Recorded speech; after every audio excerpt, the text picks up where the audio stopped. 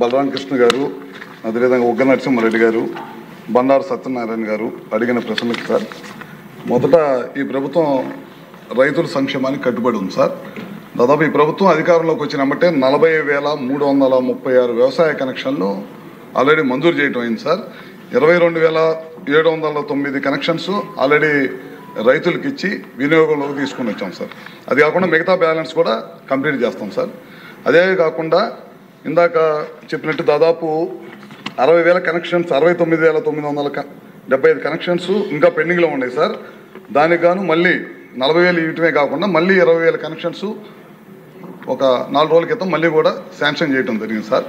ఎప్పుడు లోపల కంప్లీట్ చేస్తానన్నారు. ఈ సమ్మర్లో మెటీరియల్స్ అంతా ప్రొక్యూర్ చేసి ఖచ్చితంగా రేపు వ్యవసాయ సీజన్కి వీటన్నిటి కూడా రైతులకు అందుబాటులో తీసుకొస్తాం సార్. అదొకటి. ముఖ్యంగా చాలామంది సభ్యులు అడిగింది ఏంటంటే పగటిపూట వ్యవసాయానికి విద్యుత్ ఇవ్వమని అడుగుతున్నారు సార్.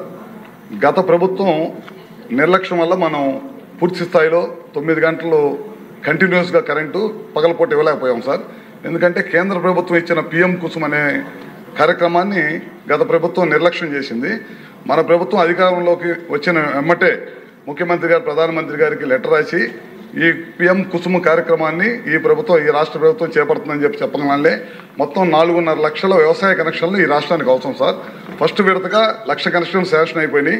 మళ్ళీ 2 లక్షల కనెక్షన్స్కి మళ్ళీ పిఎం కుసుమ్ ద్వారా మళ్ళీ ఇంకో 2 లక్షల కనెక్షన్స్ కూడా నిన్న మొన్నట్లో కూడా కేంద్ర ప్రభుత్వం మనల్ని టెండర్లు పిలుచుకోమని అవకాశం ఇచ్చింది సార్.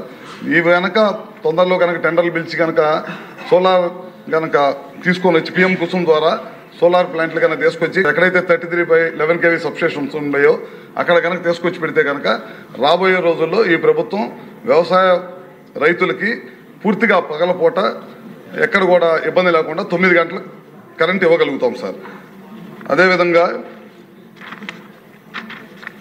దాదాపు ఒక్కొక్క వ్యవసాయ కనెక్షన్కి వచ్చేసరికి ఈ ప్రభుత్వం 2,60,000 రూపాయలు ఖర్చు పెడతాం సార్. మనమైతే పోల్స్, ట్రాన్స్ఫార్మర్ మరియు ట్రాన్స్మిషన్ లైన్స్, పోల్స్ అయితే 3, ట్రాన్స్మిషన్ లైన్స్ అయితే 180 మీటర్లు ఇవన్నీ కూడా ఇస్తాం సార్. దాదాపు ఈ ప్రభుత్వం వ్యవసాయ కనెక్షన్స్ కానీ విద్యుత్ కింద 12,400 కోట్ల రూపాయలు పైన ఖర్చు పెడుతుంది సార్.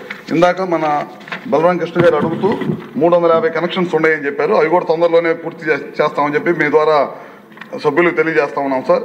అదేవిధంగా 3 సబ్స్టేషన్స్ ఎప్పటి నుంచో పెండింగ్ ఉన్నాయి అంటున్నారు. వాటిని కూడా లోడ్ ఉంటే కనుక ఆ ప్రాంతంలో లోడ్ ఉండి అవసరం, సబ్స్టేషన్ అవసరం అనుకుంటే కనుక ఖచ్చితంగా ఇమీడియట్గా దాన్ని కూడా చేస్తాం. ఈ ప్రభుత్వం అధికారంలోకి వచ్చిన తర్వాత 3 డిస్కమ్స్ పరిధిలో దాదాపు ఇప్పటికే 70 సబ్స్టేషన్స్ని టెండర్లు పిలిచే ప్రక్రియలో కొనసాగుతుంది. తొందరలోనే టెండర్లు పిలిచి ఎక్కడైతే లోడ్ ఉందో వాటిని అధిగమించడం కోసం మనం ఈ కార్యక్రమం కూడా చేపడతా ఉన్నాం సార్.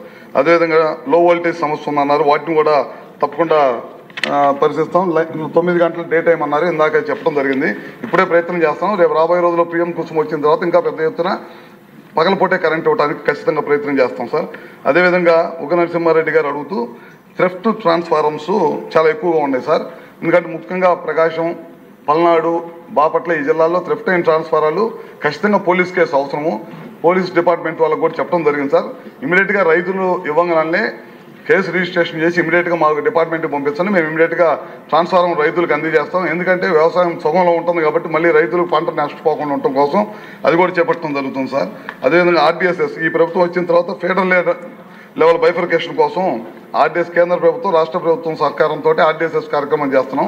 ఏదైనా ఇబ్బంది ఉంటే కనుక సభ్యుల దగ్గర వివరాలు తీసుకొని దీనికి రాబోయే రోజుల్లో ఇబ్బంది లేకుండా చేసేదానికి ప్రయత్నం చేస్తాం సార్. అసైన్మెంట్స్ ల్యాండ్స్లో దొంగ కనెక్షన్లు ఇస్తా ఉన్నారు సార్.